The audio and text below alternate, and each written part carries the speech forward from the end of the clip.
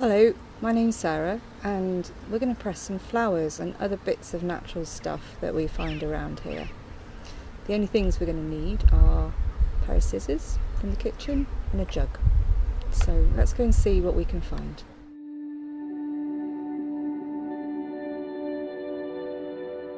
So I've got my kitchen scissors and I've got a jug, and this is just to put things in when we collect them, so I haven't got too many things in my hands. So it's been really dry recently. There might not be many things that look obvious for collecting and pressing, but we're going to have a little look around and see what we can find. We've got some really nice leaves on here. Now, I only want to take what I'm going to use because it's not fair on the plant otherwise. So I'm just going to take off a little bit just here. There we go. I'm going to pop that in my jug for later. Some of these dry grasses are really pretty, so I put my jug down, and don't need to be too long either because the seed heads are really pretty. So this has got a really interesting shape. I think this is probably a bindweed or a morning glory, so we'll cut some of that off and we'll use that later. And down by my feet there's a really small buttercup. We might be able to press that. It's really small, but we might be able to press it for later. So just using my scissors, I'm finding out where it is on the ground. I'm making a cut so I've got the most amount of it possible. And this is what I like about collecting flowers for making pictures, is it's really slow. You have to use your eyes and look around you at what amazing shapes there might be. And even this, which I have no idea, but I think this is probably a fern, can make a really pretty pattern. So we'll cut some of that off as well. So already I've found some things that have got some very different shapes to them. They might not be flowery, but the shapes are really interesting. So I'm just walking down here because there's really interesting, this is a buddleia, butterfly bush, and it's just falling over, so the flowers have just been at their best. We can have a look at this. I'm going to put my jug down there, and you can see that the flowers at this end have just started to die off, and the flowers at this end are still beautiful. And if you look really closely, you can see they're tiny individual flowers with a little coloured centre. It's a really amazing plant, and butterflies really like it. So something this big is going to be really difficult to press because it's quite bulky, and you imagine trying to flatten that down. But it's got smaller parts, as you can see here and here, so we might have more success with those. So this one's pretty much finished, so I'm not taking anything away from the butterflies or the plant. I'm going to take that and see what we can do with it. So I'm going to put that in my jug. And there's a little bit of hedge nearby, which has also got a really interesting shape. So just taking a bit off there. So we can look at the shape of that too. So I've popped that in the jug, and I think at that point we'll go back and have a look at how we can press them. We've just collected some things in the jug, and you can see actually that some of them are already getting a bit wilty because they've left their mother plant. So we are going to try and press these flat, and there's a couple ways we can do this.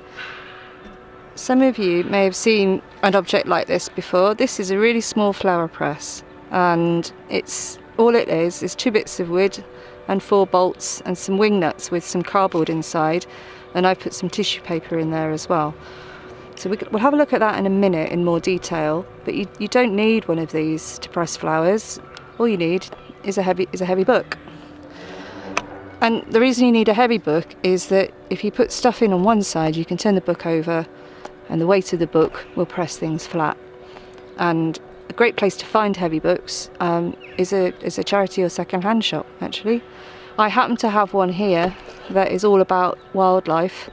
So if I wanted to look up some of these and find out what they were, they might be in here, but you don't need one like that. You might find them useful in the future. So I've got my book and I've got some newspaper, and the newspaper is going to be really useful just to soak up any sap or any water that might be in the plants. So just tearing up, and obviously sometimes it can be a bit windy, tearing up some paper to start with. So let's see what we've got in the jug. So these grasses here we thought might be great. So if we're going to lay them down, what we need to make sure is that they're not overlapping. We don't want them sticking to each other, so that when we do get them out, we can get them out one at a time. So just a bit like making a frame. And obviously we've got bits sticking out, we can't use those bits, so we're just going to cut those off there, and I'll pick the ends up later. So those sort of ready to be pressed. So we fold the picture paper back over again. You can feel with your fingers where things bump up. So I'm just taking that very quickly and gently, opening up the book, and in it goes.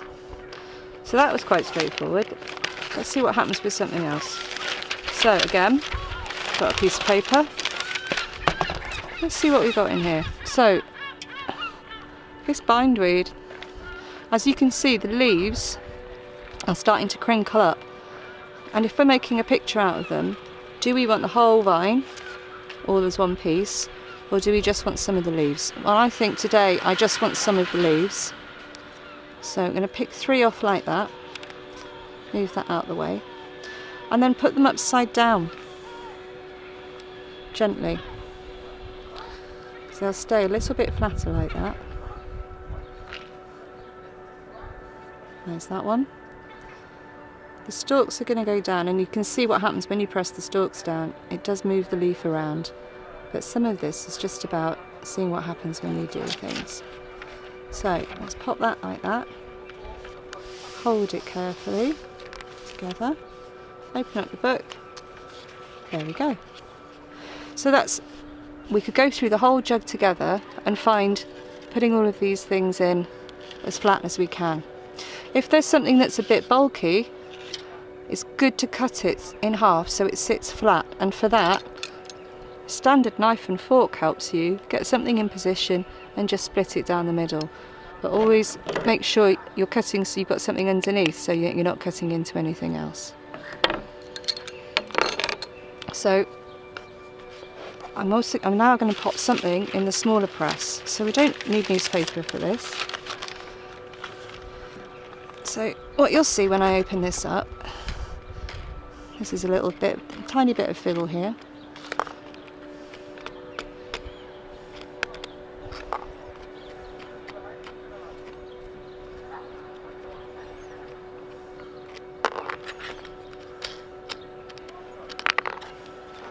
So lifting this up, you'll see, oh, there's a picture. There's a piece of cardboard. And in here, this is the petal of an oriental poppy that I pressed last year. So you can see how fine and delicate it is with all the colours in there. And it's also, because the cardboard's corrugated, you can see that it's got corrugation in the press. So that's what can happen when you press things. And you can also see on these marks that that's where there's been pollen from something else. So I'm just going to put a nut on there to stop the paper going away and fish out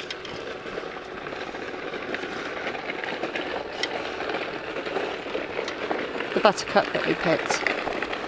Because in order to press, this is quite small, and if you look at it sideways you can see that it's quite thick in the middle and it's really delicate at the end. So what we're going to do, just lift up one bit of paper and place that down. And try incredibly hard just to space the petals out so then they're not crumpling up. Once we've done that, bit of paper on top like that, then the cardboard, and then we pop the lid back on. We'll go picture up this time, and then we start screwing down the nuts. So you can imagine that I would then do that on all 4 corners and take that down. So that's a good way of doing very small things in order to get an even press. So we've looked at larger things and very small things in pressing. So if I move this to one side, I can also show you something that I pressed last year. That's in the back of this book. And I'm going to be careful because it's a bit windy, but you can see here that this is the inside of a lily. So these are the long lily stems, and that's a lily petal, and these are more lily petals in here.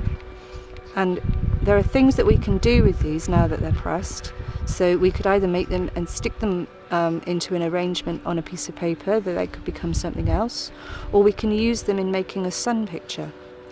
So those are a couple of things that we can do with the items that we've pressed.